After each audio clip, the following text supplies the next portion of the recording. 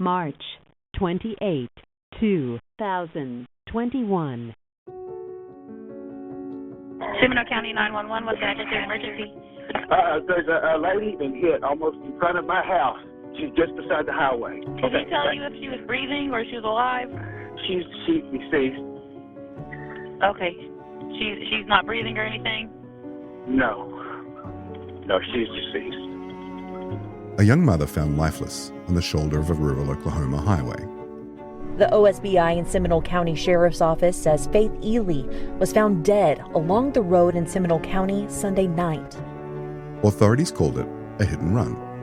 The car vanishing into the darkness of the night. No witnesses, no evidence, no leads. We don't have any answers, and it's already been almost 365 days. But what if there was no car? What if it wasn't a hit and run at all?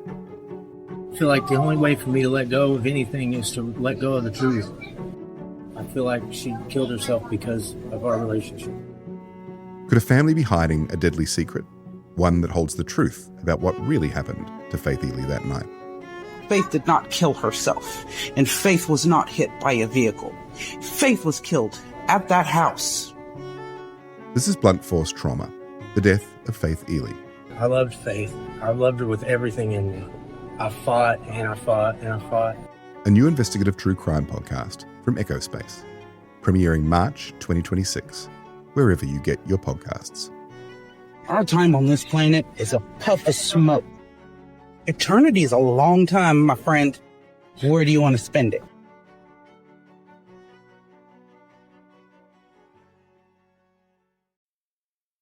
I don't know. She's a very smart girl, and I know she'll find somehow, some way, if she's alive, escape, fight, use her intelligence to get out and get help. But if trafficking, I heard that if you drug the girl and threaten their lives or family's lives, they're trapped somehow, especially when it's drugged. So I'm confused. People are giving me hope, but I'm confused. I don't know if she's alive. I don't know. People are trying to keep me up hope, but it's fading out, and it's one way or the other. I want her back. I want her back. I need to have her back. I need to find her. This is Susan Park, appearing on the podcast Crime Stories with Nancy Grace. This is the Susan I've come to know. Broken, but strong. Confused, but clear. One day we're like best friends, joking around about some crazy thing that happened in our day. And the next, she's gone cold. Either not replying anymore, or replying with a single word. Or maybe a thumbs up here and there. There's never really an explanation. And I've been doing this for long enough to understand that asking for one will only get you more time in solitary. It just is what it is. It comes with the territory. Susan is, without question, a walking enigma. Things are black until they're white. Everything is up until it's down. And we're looking left until we need to look right. If I step back from everything for a second and just look at Susan herself, strip away any of the evidence, the data, supposition, and speculation, and just assess the way I feel about my interactions with her, I can tell you this up front. I don't feel that Susan was involved in Elaine's disappearance. At least, not in any kind of physical sense. There's no doubt that Susan has done very little to help herself in the way she's been perceived by the public, and there are plenty of questionable decisions she's made over the years. But at the end of the day, almost every single one of those decisions can be explained or justified if assessed with a broader context. But I'm not here to make up anyone's mind. I'm just here to lay things out, and that's what we're going to do in this episode. Lay things out with as much clarity and detail as I can possibly give without giving you all migraines. Here's more from Susan on Nancy Grace, running through the timeline of what happened the Friday before Elaine disappeared. Pay attention to the inflection in her voice, the way she speaks, just as much as you do what she's saying. Because in my opinion at least, there is just as much to glean from that as there is in the words she uses.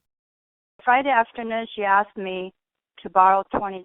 And we have a little money thing going on where she asked me quick pay. I give her $20. I ask her to pay me back. And, it's like a managing money strategy I'm trying to teach her. So she said, yeah, I'll pay you back Friday night after my dad gives me spending money. So that's fine. That'll be around 6 o'clock. So she texted me about that. And then 7 o'clock comes, and she has not, responded or said anything at 6. So at 7 o'clock, I text her about it, and she says, and at 9 o'clock, she texts me and saying, oh, give me until later tonight.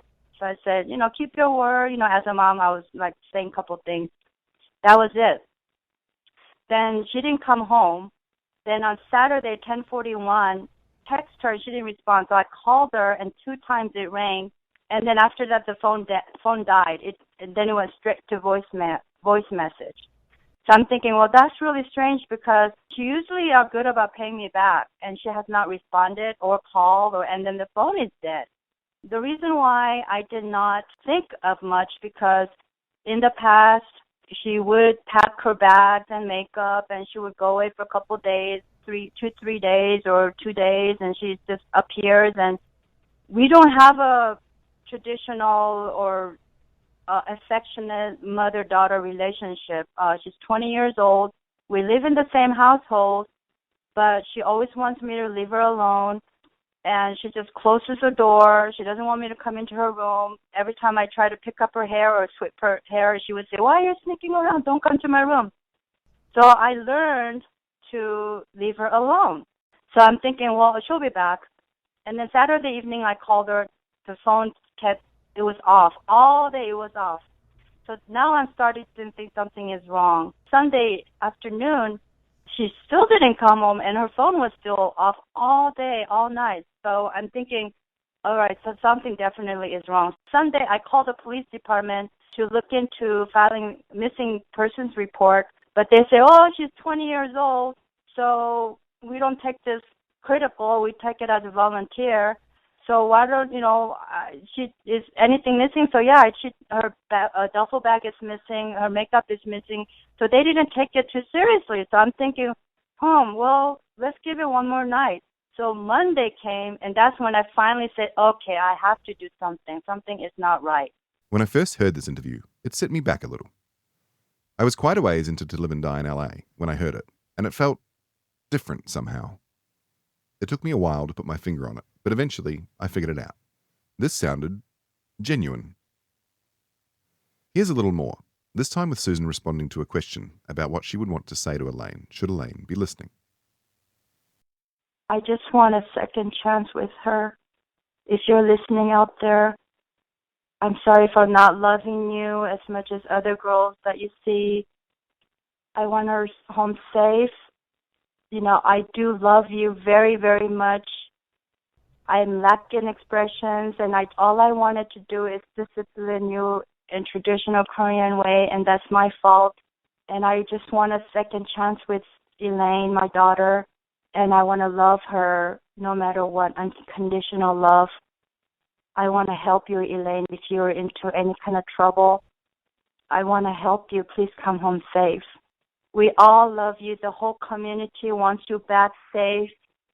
We're doing all our best 24/7, practically putting out flyers, searching for any clues, anything. We're doing everything in our power. They're helping me pull together to look for you. We all want you back safe. We all love you, Elaine. I love you very much, and I'm sorry I didn't say enough. Please come home safe. Predator Badlands, now streaming on Hulu and Hulu on Disney+. Here, you're not the predator. You're the prey. Prey. Prey. Prey. Prey. Prey. Prey. Prey. Critics are saying it's epic, stunning, and breathtaking. Many have come here. None have survived. Predator Badlands, now streaming on Hulu and Hulu on Disney+, rated PG-13. It's like chalk and cheese, right? When she's talking about what happened the day before Elaine disappeared, she's quick, concise, and detailed. The flow of her monologue is strong, confident, and direct.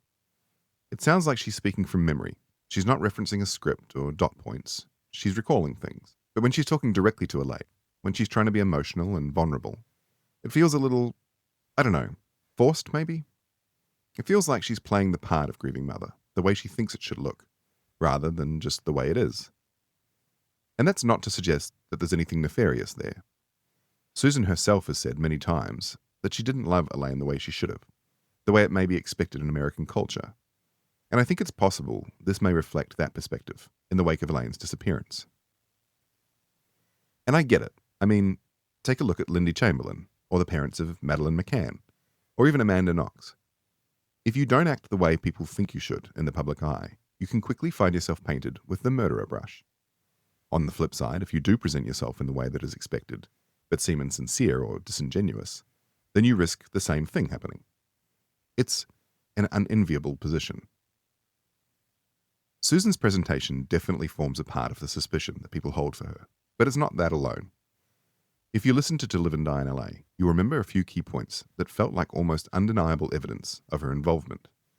The insurance from Elaine's car accident, the cadaver dog search, which returned hits at Susan's house, and, what was possibly considered the most damning evidence, the text messages sent by Susan to Elaine in the months leading up to her disappearance. We're going to systematically break those things, and a whole lot more, down as we move forward. But before we do this exercise with me for a minute. Think of your person, the one you hold the closest, the one you trust the most, the one you love the deepest. Then go back over the last 2 years of your messages with them. Pick out any messages where you've said something heated, something angry, something at the height of an argument, something maybe you wish you hadn't said. Now, delete all the other messages and only read those ones. It doesn't look great, does it? Because we don't communicate with foresight, knowing one day my loved one might go missing.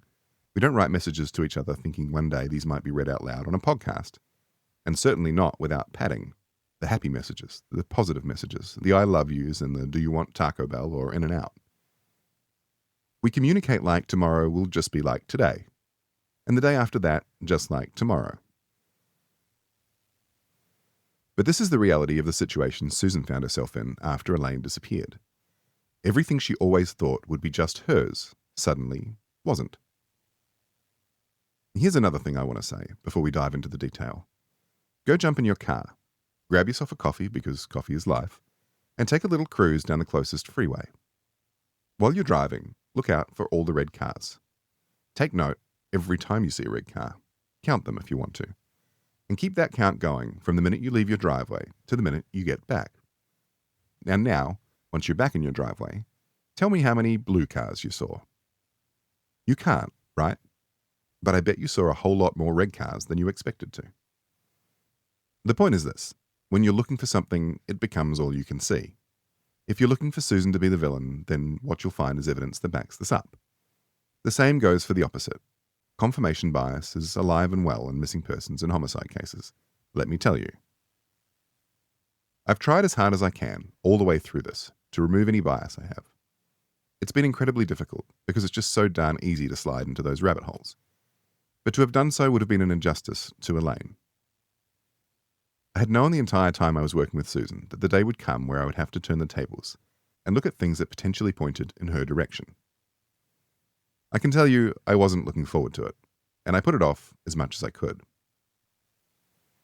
But with the tail lights of what could definitely be a Volvo S60 staring out at me from my laptop screen as I analysed the CCTV footage from the Compare residence, and a comprehensive timeline of events surrounding Susan before and after Elaine's disappearance sitting in front of me, I realised that time had come. I couldn't put it off any longer. It was time to go through everything I had relating to Susan with a fine-tooth comb, beginning to end. I'm Troy Taylor, and this is Among the Missing.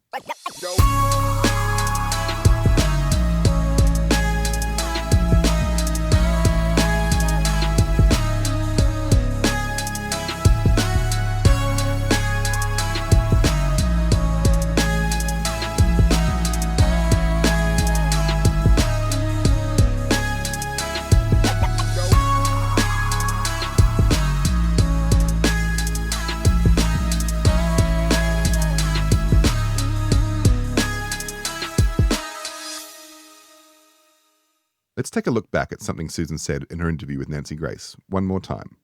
Friday afternoon, she asked me to borrow $20, and we have a little money thing going on where she asked me quick pay. I gave her $20. I asked her to pay me back, and it's like a managing money strategy I'm trying to teach her. Okay, so we know that Elaine did ask to borrow $20, and Susan did indeed send Elaine the money she requested. We don't need to go through that again. But Susan goes on to say that they have a little managing money strategy, and that's why she asks Elaine to pay her back. And it's evident when you go back through Elaine and Susan's text messages that this is true. There's an enormous amount of discussion around Susan's response to Elaine not paying her back that $20 she borrowed that day, and how unreasonably angry Susan was on the back of it. It's true that she was furious, that's for sure. But it helps to understand the context. Elaine borrowed money from Susan a lot. In fact, she asks Susan for money 39 times in the space of 2 months, between November 2016 and January 2017. But it's not really the volume of requests that's important. It's the context. The reality is, Susan was struggling financially, to the point where they were actually on food stamps. Here's a snippet of one of their conversations around money, from November 4th, the same day Elaine first met Divine at a house party. Elaine, is there any way I could borrow some cash? I'm negative. I need money for food and gas, at least until I get some tips at work. Susan, how much and how? Elaine, $40. Can you leave 2 20s under the angel dish? I'll be passing through La Crescenta later. I'm negative $100, so I would need money until I get paid again.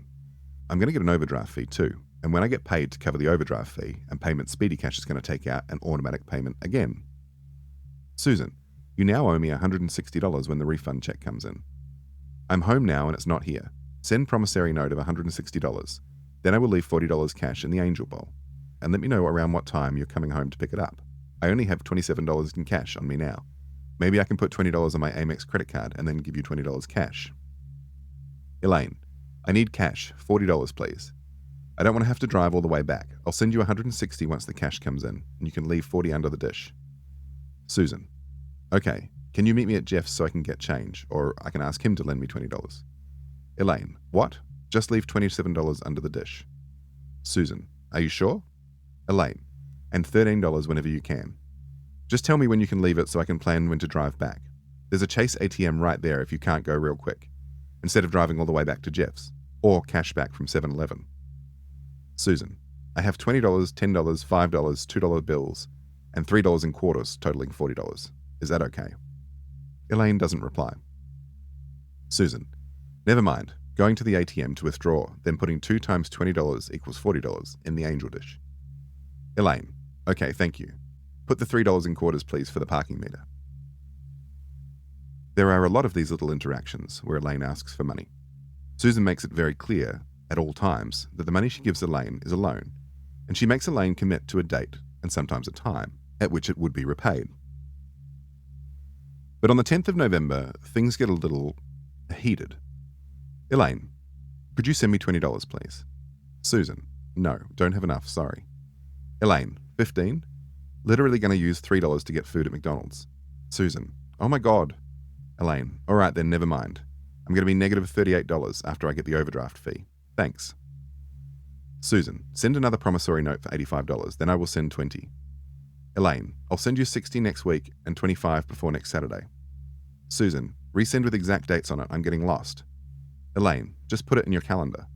Susan, no, resend with exact dates. Elaine, I'm driving and you're frustrating me, never mind. Just going to starve and wait till I get paid to pay off negative $40. Then Speedy Cash is taking out the rest, and it's my last paycheck. Can't even get into my own house. The second time you've screwed me over. I drove from Northridge just to be fucking locked out again. Susan, it wasn't me. Someone opened the main door so the painter locked inside, and then went out the patio door. Elaine, I'm fucking starving. I spent the last $5 I had for gas to get home so I can cook food, and I'm fucking locked out. So I have to overdraw my card for gas to get back to Northridge, and you won't even give me money for fucking food. I'm a little frustrated, and you're pulling bullshit texts like, no, resend with exact dates. You're frustrating me, and I'm so hungry I'm not even going to go to class. I feel sick. I barely eat one full meal a day, and I try to save money and shit, and you pull this shit. You can't send me $20? Literally, I have to beg on my knees for my parents to give me money or food or anything else. It's so fucking sad. You don't see me driving myself deeper and deeper into debt and a hole and tickets and all this shit, and you're still so fucking blind. I'm ruining my fucking life, and you're still blind. It amazes me. Susan, why are you putting this on me for your irresponsible behavior? Elaine, ha ha ha ha ha. I'm not even surprised you responded with that. Have a nice day. Susan, you're the one who needs money, begging for money. You need to do what I asked you. Resend with the dates and I'll send you $20. Elaine, you can't tell me shit about dropping out of school so I can just work a shitty minimum wage job to support myself if you don't fucking help me at all. You have no right to say shit. If I go to school, you're supposed to support me. I'm trying to balance school and work and I'm having a hard time and all you do is talk shit about how I don't have money. Obviously I don't have money. Where the fuck am I supposed to get it from if I'm going to classes for full days and making less than $400 a fucking month? Susan, why all the drama? All I asked you to do was send me a date when you were going to pay me back and I'll send you $20. Wow. Elaine, I'm just working from now on.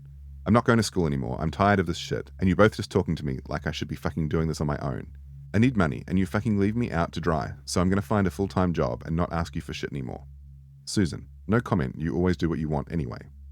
Elaine, this is me trying to fucking communicate with you because you're my mother and I'm not sure if you realize, but every time I try to have a goddamn serious conversation with you, you just reply with a rude, hurtful or snarking remark. It's really not cool and it fucking hurts my feelings. Susan, so you'll compromise your education for just texting a date when you can pay me. If I were you, I would just text back with the dates. All the time you spend texting me, voice text, whatever, you could have easily just texted me the date and this drama would not have happened. Elaine, you don't understand how fucking shitty it feels that I have to text my fucking mum the biggest issues of my life, or a serious situation, and making myself vulnerable by communicating my feelings to you and reaching out just for you to slap my hand and laugh in my face and tell me to stop being dramatic. It seriously fucking hurts. I tell you to get your head out of your ass so many times, but you just can't be fucking sympathetic at all. So my mother is just an acquaintance to me now. All you did was give birth to me, but you have no idea who your own daughter really is because of your own pride or whatever the fuck it is. Nice job. I don't think you realize how deep our hurt and problems and issues run between us because you refuse to face it and just play everything off by just pushing everything down further and further. Eventually it's going to blow up in your face and it'll be way too late by then. Daisy talks to her parents on FaceTime for at least 2 hours every day, and her parents make sure she's fed and provided for because they love her. And that's how a parent shows love. I have a rude and mean-ass person as my mum, who I know loves me and cares, but treats me like shit, which makes it even worse. And I'm not even allowed to call my dad on weekends. I don't even know my grandparents' names. You and me were supposed to stick together, and you were supposed to help me succeed in life. But when I talk to my mum, I feel like I'm in a drama fight with one of my high school friends/enemies. Grow the fuck up for the both of us and put on some big girl pants. You can't hold the way I acted when I was a teenager towards you against me. I was still growing up and learning. I was a brat, and I realized that it was a pain in the ass. But I didn't know any better, and you were supposed to guide me. You were a grown adult by the time you had me. You have no excuse. And now you keep dragging it and continuing to treat me the same, and neither of us are going to get anywhere until you admit to yourself and reflect on yourself. I already have so many times for me. This is the last fucking time I'm talking about it to you, because I'm fed up. I'm not bitter towards you, and I've been trying to reach out so that we can have a good relationship, or at least try to work on one as a mum and a daughter, so I have someone to talk to, not just a call when something goes wrong in my life. I'm just so frustrated because you have put absolutely nothing into it at all, and it fucking hurts. All of our fights are because of money, and literally the only option is if I just start working full-time. Sorry. I want to go to school, but I have a hard time turning assignments on time and going to my classes anyways, so I guess, whatever. Okay, so there is more to unpack there than I could ever be qualified to do. So, to be honest, I'm not even going to try. The difficulty is, even when you're making an effort to add context to things, you can't add all of the context. You can't ever know unless you experienced it yourself. I don't know everything that was going on in Elaine's world around the time these messages were sent, or Susan's for that matter, so I can't really comment on the approach from either side.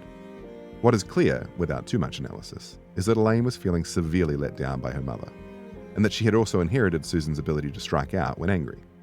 Elaine clearly wanted something Susan was unable to give her, and that resulted at times in explosive exchanges like this. But I don't want to paint the wrong picture here. The vast majority of their messages are what you'd expect the relationship between a mother and her 20-year-old daughter to be.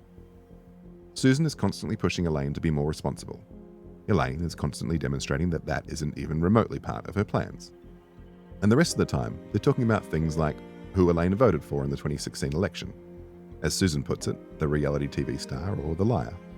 The latest episode of Shark Tank. the Victoria's Secret fashion show, or quite often, just food. Like on November 13, when Susan says, "I make kimchi chiagi with beef and mixed veggies." Or on the 15th, when Elaine asks Susan to get apple juice, cinnamon toast crunch, fruity pebbles, s'mores Pop-Tarts, and pumpkin pie from the grocery store. And I have to laugh because a day later, after Susan's bought the groceries, Elaine messages and says, "Can you send me $10, please? Me and Sadie just cleaned our cars, and now I need food." And Susan replies, "No, eat the groceries I bought."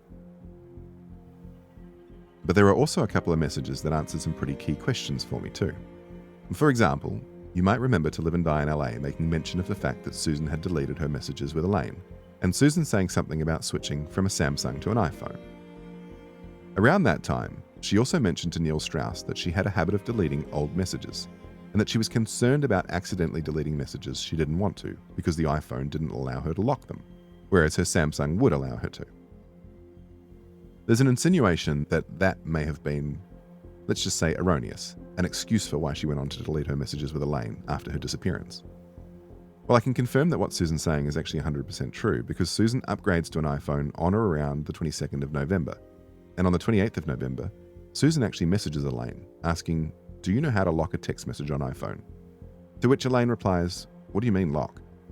Susan explains, "I like to lock texts and delete the rest so I don't need to keep following up." And Elaine goes on to explain that you can't actually do what she wants on an iPhone. Shifting back to the financial side of things again, Susan tells Elaine on the 23rd of November that she's applying for food stamps and Medi-Cal, which is essentially government-provided healthcare for those living at or slightly above the poverty line. On the 27th of November, Elaine messages Susan saying, "Since I don't work at my job anymore, can you please just fill my tank, maybe like once every 2 weeks or something?" And Susan replies, "Reminder that I do not work either. Can you help with paying something?" And Elaine confuses Susan with her reply, "Dang mum, Sass is extra real today." To which Susan replies, "Sass? Real?" To put things into perspective in terms of how much they were struggling financially, Elaine messages Susan about ordering herself a pizza at one point in December.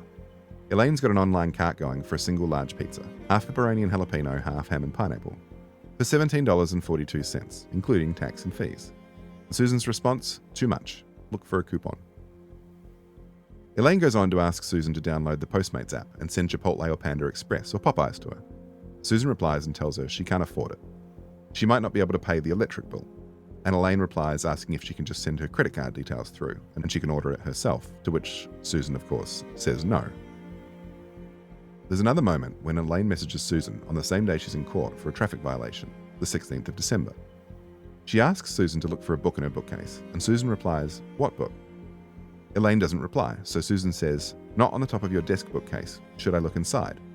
And Elaine responds, "Stop going in my fucking room, Mum. I said the bookcase." "Never mind, you're so aggravating." Susan replies, "The bookcase is inside your room. You asked me to look." And Elaine doesn't respond. There's an interesting exchange about half an hour later. Elaine messages saying she's super frustrated with Susan and she's walking into court late without her ID. Susan sends her a photograph of her driver's license. And Elaine replies, "I fucking told you already I have my picture ID." Susan tells her she needs to look after it as best she can, and Elaine responds asking Susan how she got a photo of her license. Susan tells her she sent it to her a while back. And Elaine responds, "Nope, I never sent you my updated license, ever. Don't lie to me, how did you get it?" "I never sent you that license picture, so how did you get it?" And Susan responds, "You are sick." They go back and forth a bit, Elaine demanding an answer, Susan continuing to maintain that Elaine had sent it to her previously. Before Elaine closes the conversation down by saying, "This is why I can't trust you. You move like a snake. Even if you aren't one, you definitely act like one. It's not hard to be a good person." It's worth noting that a couple of weeks earlier, on the 26th of November, after she had been issued her new license, Elaine messages Susan asking her to send a picture of the license to her. Susan says she'll need to search for it because she's on her new iPhone, and Elaine says it's okay, she found it in an email. Susan says, "You got it?" Elaine replies, "Yeah," and the conversation ends. Elaine messages Susan on the 17th of December, saying her opa is going to see if he can lend her money for food and gas, and he'll quick pay the money to Susan, so Susan can just give her the cash for now. She says she asked him because Susan starts a world war every time she asks for anything. Susan responds, "Depends on how much, because I'm not working and very limited on money." Elaine says she needs at least $40 till Wednesday. Elaine pushes it again. "Can I just borrow $40 from you, please?" Dustin said he's low on cash and he has bills due. Susan responds, "I can't, I told you, I don't work." Elaine responds about 45 minutes later, telling Susan Dustin is going to send her $30. But, as it turns out, Dustin accidentally sends the money to Elaine's account, which is already in negative, so she's not going to actually be able to use the money he sends her. And Susan says, "Sorry then, I can't give it to you. I will then be negative," and repeats to Elaine the message she sent saying Dustin's going to send her $30. Elaine replies, "I just fucking told you he sent it to my account before I could tell him to send it to you." And this time, Susan actually does snap and replies, "Then I can't fucking give it to you. Use the math." Elaine replies, "I know, I'm not coming anymore." TaxAct knows every small business owner has different tax filing needs. With TaxAct, you can file yourself with the help of an expert, or TaxAct can do it all for you. You're the boss, the head honcho, the top banana. And TaxAct is like your loyal, trusty tax aide, ready to pounce on any tax needs you might have. TaxAct is dying to pounce on some small business tax needs. TaxAct, let's get them over with.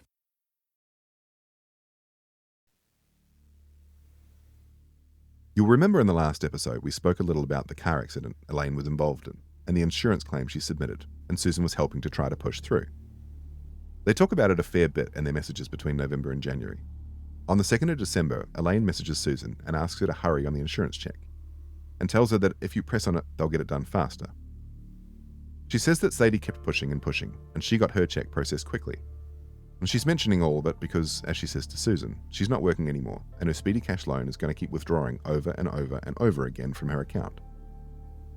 Susan tells her she might need to ask her dad for help in terms of servicing the Speedy Cash loan. She says she spoke to the insurance company the day before, and they advised it could take around 8 months from the date of the accident to settle, and she encourages Elaine to also call and follow up if she wants to try and push it through quickly. Back on the 16th of December, after her court date, Elaine messages Susan again asking how the insurance check is coming along. Because it's Christmas basically, and that's bullshit. It's on the back of her asking Susan if she can borrow $65 to pay off a $75 fine.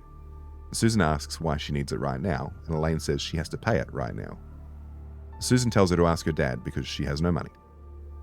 Elaine says she already tried asking her dad and he said no, and Susan asks her for clarification on what the $75 is actually for. She says, "I thought you were just getting a trial date." Elaine replies saying it's something to do with an administration fee, and she actually got the judge to reduce it. It's normally $179. She goes on to say, "I'm not taking out another bullshit-ass Speedy Cash loan because you can't lend me $65 right now." The same shit situation again? Really? And Susan replies, "I do not have the money." And then things kind of kick off again. "Elaine, I'm so tired of you. You make me go through hell. I'm done. I'm not taking out another Speedy Cash loan, so I'm just not going back or paying it. If a warrant gets put on my record or I get a failure to appear fine, it's not my problem anymore. I'm not going to any more court dates. I'm not doing any of it anymore. Now Dad's pissed off at me. We had a good setup/arrangement so he could provide me some food and gas, but because of bullshit circumstances, I annoyed him and it's fucking up our relationship. Again. Ask Dad. I'm broke, you just have to ask him to do it. Dad can pay it. Tell Dad I have no money. You already don't do shit as a mother. Own up and learn some responsibility. Dad is an actual person too. He works for his money. You run him into the ground because you're so childish and needy/greedy. Probably into his grave. Let the man live his life. He deserves it. I'm dropping by the house to use the internet and download some project stuff. Leave $67 in my room so I can pay the fee before 4. I can pay you $67. I'll drop it off on Thursday. If it's not in my room and you seriously can't pay it, it's fine. I'll figure it out. But I'm not taking out another loan. I'm not going to show up and maybe pay it next week when Dad gives me money. Just realize I'm going to have to deal with a lot of bullshit that's unnecessary. Hopefully I don't get a penalty fine or a warrant. Don't talk to me when I get there. I don't want fights. I want a lock on my door ASAP, especially if Jeff is always there, or other of your friends. ASAP, one that only I have the key to. If not, I'm emptying my whole room out." There's no context to the last part of her message, so it's difficult to ascertain why she's asking for that, but it definitely feels a little uncomfortable. Susan doesn't reply to her messages until the next morning, when she suggests they both go to church together. Elaine replies to say they should go separately first, before going together. Elaine messages Susan again on the 17th of December. "Insurance check? It's already Christmas. Biggest letdown of my life." And Susan replies, "I thought you called them. Keep calling." Elaine says she did call, and they told her Susan had already called and they were waiting for the counteroffer. She tells Susan to keep pushing it because, as the mum, they'll do it right away. She says, I could have had the check a long time ago. Sadie got her 7G a week after she kept calling and complaining that she needed her compensation for a car. And Susan simply replies with, okay. There's an odd interaction between them on the 20th of December. Susan messages and asks Elaine if she's coming home. Then she goes on to say, thanks for hanging up on me. Elaine replies, I told you I'll be out. I'm just driving around LA, so please leave me alone. You're ruining my night. Susan replies, you said you were going to bring me a corn dog. And Elaine says, I already told you. Instead of nagging or asking repeatedly, why don't you just listen once and shut up? No, I'm going to be out and I don't have the money to get food. Susan replies, shut up, with 9 question marks, to which Elaine doesn't reply. A couple of days later, on the 22nd of December, Elaine messages Susan, I'm sorry for the way I've been treating you. I appreciate you so much, and I'm sorry. I didn't mean what I said about Jeff, either. And Susan responds, are things okay with you? But Elaine doesn't reply.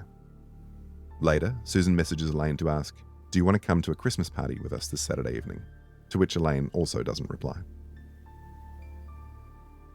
From there are a whole lot of messages from Susan to Elaine in early January, reminding her of upcoming appointments, letting her know she'd made food if Elaine wanted it, giving her advice on how to handle traffic violation charges, and complaining about her cat meowing constantly at Elaine's door.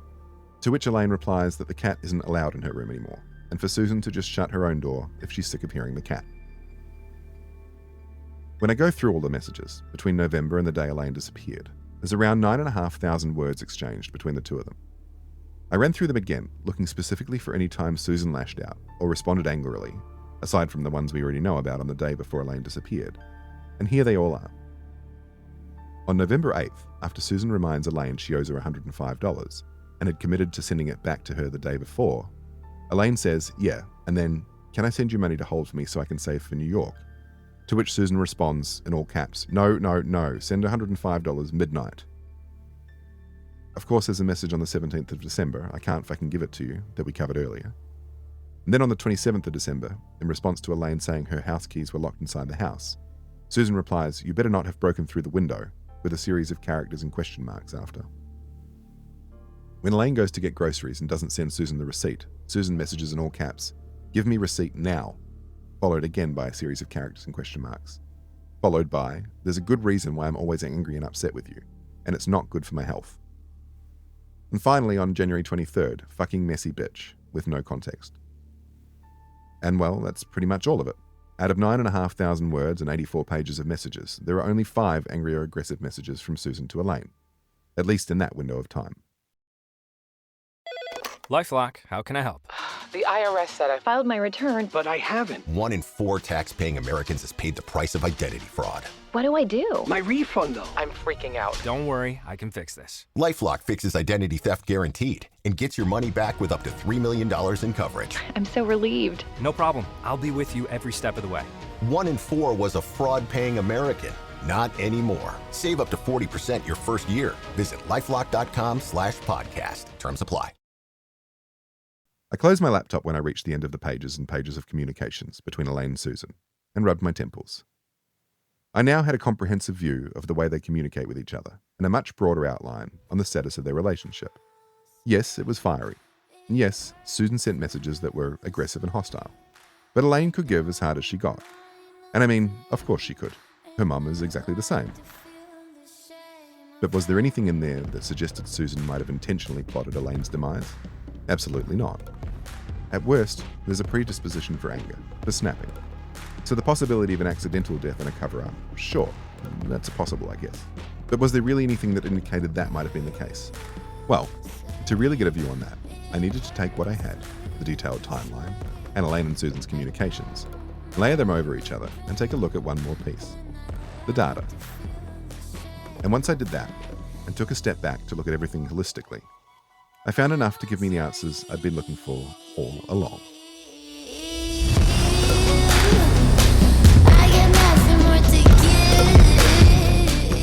But that's next time on Among the Missing.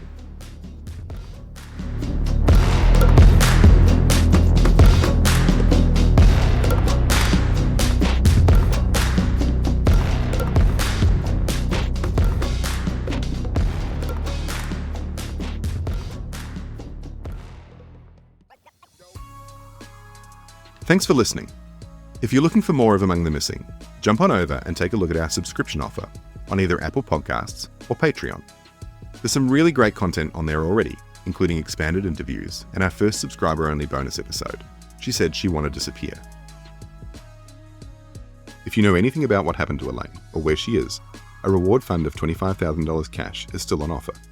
If you'd like any more information on the reward, or you have any information relating to Elaine's disappearance whatsoever, please visit our website at amongthemissingpodcast.com, where you can send us a message or leave us a voicemail. You can find us on Facebook, Instagram, and TikTok at Among the Missing Podcast. If you've got any questions you'd like to be addressed in our Q&A episodes, please visit our website at amongthemissingpodcast.com and either send us a message or leave us a voicemail. Among the Missing is a production of FTM Media, produced by Troy Taylor, Mark Tarulli, and Fred Scherzer. Written by Troy Taylor. Our theme song is Lucid Symphony by Dirty Freaks.